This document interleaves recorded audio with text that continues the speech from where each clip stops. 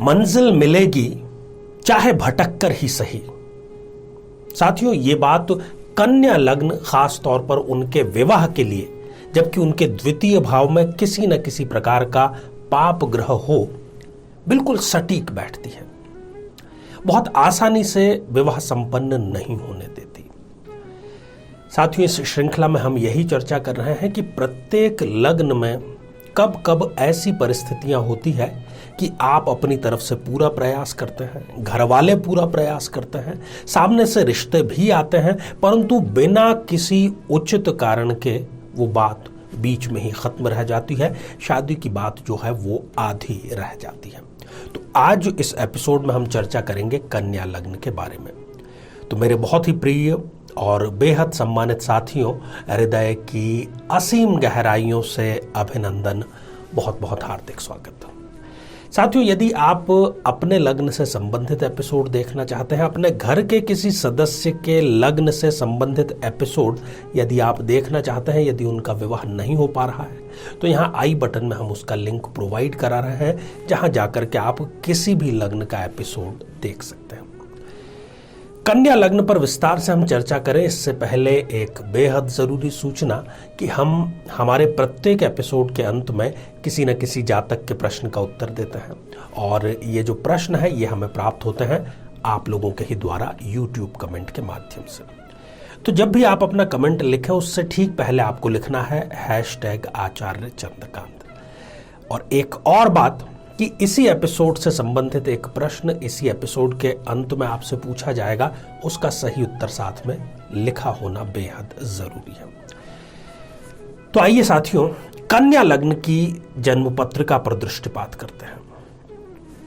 साथियों, ये जो जन्म पत्रिका है ये कन्या लग्न की जन्म पत्रिका है। क्यों? क्योंकि 6 नंबर अर्थात कन्या राशि और लग्न में ही लिखी हुई है, इसलिए इसको हम कहेंगे कि ये पत्रिका कन्या लग्न की जन्म पत्रिका है। द्वितीय भाव, जिससे कि हम धन का, पैतृक संपत्ति का, कुटुंब का, इन सब का निर्णय करते हैं, इससे एक बहुत महत्वपूर्ण निर्णय भी होता है। हमारे स्वयं के कुटुंब का, हमारे कुटुंब का निर्माण कब होगा आगे? जब हम विवाह संपन्न करेंगे। यदि द्वितीय भाव में किसी न किसी प्रकार से कोई पाप या क्रूर ग्रह विद्यमान है, तो वो अपनी दशा अंतरदशा में जातक का विवाह संपन्न नहीं होने देता। नित्य नई बाधाएं वो लेकर के आता है। एक एक करके हम इसका विवेचन जान लेते हैं। सबसे पहले बात करेंगे राहु की। राहु यदि द्वितीय भाव में यहां पर कन्या लग्न में विराजमान है, हालांकि लग्नेश बुध का ये मित्र है और मित्र राशि में भी है यहां पर, तो इसका लाभ तो ये होगा कि ये जातक कमाने बहुत जल्दी लग जाएगा। कमाएगा ढेर सारा, खर्च भी ढेर सारा करेगा, धन ये बचा नहीं पाएगा। इतना श्रेष्ठ एडवाइजर होता है ये व्यक्ति, और इतना शातिर दिमाग। अब ये दिमाग के ऊपर है कि आप अपने दिमाग को पॉजिटिव तरीके से, नेगेटिव तरीके से, दोनों तरीके से यूज कर सकते हैं।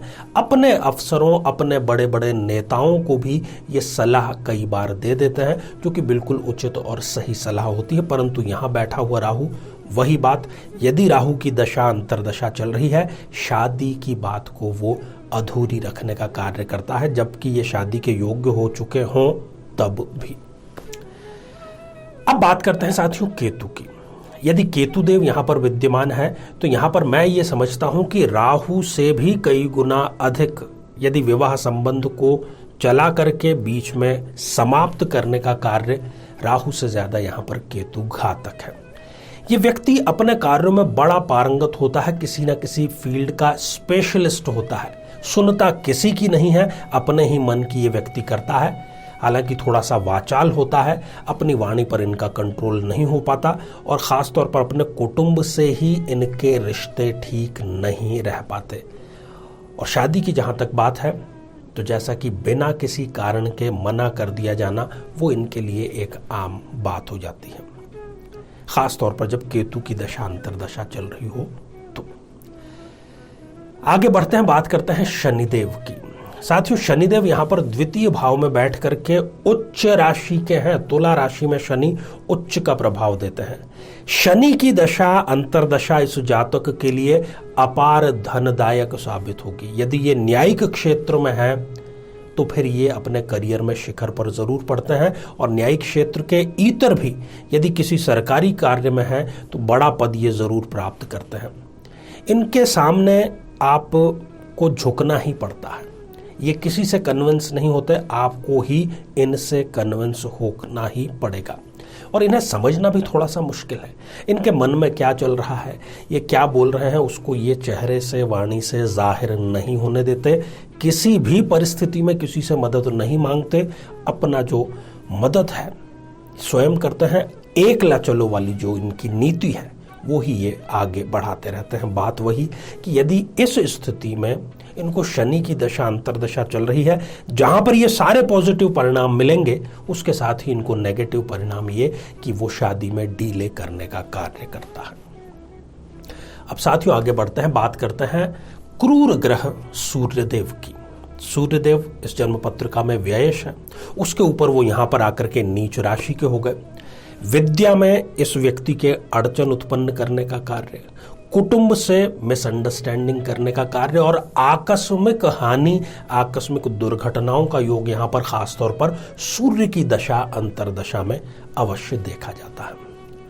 अब बात करते हैं मंगल की। मंगल यहां पर बैठकर जातक को आंशिक रूप से मंगलिक तो बनाता ही है। मंगल की दशा अंतरदशा यदि चल रही है तो इनको नकारात्मक विचार पहले आएंगे, सकारात्मक बाद में आएंगे। धन लिप्सा इनके अंदर होती है, महत्वाकांक्षा होती है और 28 वर्ष के बाद ही इनका भाग्योदय होता है। परंतु इस स्थिति में भी इनके जो शादी की बात है वो आधी रह जाती है। अब साथियों समस्या आपने जान ली, स्थितियां आपने जान ली, कुंडली आपके पास में है, विवेचन हमने कर दिया है। ये स्थितियां यदि आपके साथ में है और आप भी इन सब परिस्थितियों से गुजर रहे हैं, दो चार हो रहे हैं, तो एक प्रयोग करिए। 7 सोमवार तक लगातार आपको ये प्रयोग करना है। सोमवार को ही करना है, अन्य दिनों में नहीं करना है। शुक्ल पक्ष के प्रथम सोमवार से इसको प्रारंभ कर सकते हैं। संध्या काल में एक पंचमुखी दिया, चाहे तेल का, घी का, जिसका भी हो, श्रद्धा अनुसार शिव और पार्वती की प्रतिमा के समक्ष आप समर्पित करें, उनसे प्रार्थना करें, दिल से प्रार्थना करें और आप देखेंगे कि तीसरे सोमवार से पूर्व ही आपके पास में एक रिश्ता आएगा। कुंडली जरूर मिलाइएगा। ढेर सारी आपको शुभकामनाएं। साथियों एक और बात हम आपको बताते चलें कि इस विवेचन में जिन ग्रहों की हमने चर्चा की, उन ग्रहों में से कोई भी ग्रह यदि 0 डिग्री का या 28-29 जैसी अंतिम डिग्रियों का है या अस्त है, तब फिर वो फलीभूत नहीं हो पाएगा जो हमने भविष्यवाणी की उस रूप में। तो आइए साथियों अब हम बढ़ते हैं आज के हमारे कमेंट के चरण की ओर। साथियों आज हमने कमेंट शामिल किया है बापी कुमार जी का, जो कि उन्होंने लिखा है अंजुल ओडिशा से, और आपने पूछा है कि शादी में आपके भी बहुत ज़्यादा डिले हो गया है, कब तक डिले चलेगा। देखिए आपकी जन्म पत्रिका में मई 2023 लगभग बात करें तो 1 वर्ष का और आपको इंतजार करना पड़ सकता है। महादेव पर आप जल का अभिषेक निरंतर रोजाना करें और हनुमान जी को चमेली के तेल का दिया मंगलवार को जरूर। शीघ्र ही आपका भी विवाह संपन्न होगा। कुंडली आप भी जरूर मिलाइएगा। तो साथियों अब आज का बेहद ही आसान सा प्रश्न। आज हमने कन्या लग्न की चर्चा की, कब कब शादी की बात उनकी अधूरी रह जाती है, उपाय की भी चर्चा की है, इसलिए चिंता का विषय नहीं है। तो शनिदेव किस राशि में उच्च के होते हैं? श्रृंखला जारी है, लाभ जरूर उठाइए। तो साथियों आज इतना ही। आप सभी स्वस्थ, समृद्ध और शांतिपूर्वक जीवन व्यतीत करें। नमस्कार। जीवन में किसी समस्या का सामना कर रहे हैं, जैसे कि शादी में देरी होना, पति पत्नी में मनमुटाव या तलाक तक की नौबत आ जाना, संतान का प्राप्त न हो पाना, नौकरी या धन प्राप्ति में बाधा आना, जीवन के प्रत्येक क्षेत्र में किसी न किसी प्रकार की बाधा आना, तो आज ही अपनी जन्म पत्रिका का संपूर्ण विश्लेषण करवाएं और पाएं समस्या से सदैव के लिए मुक्ति।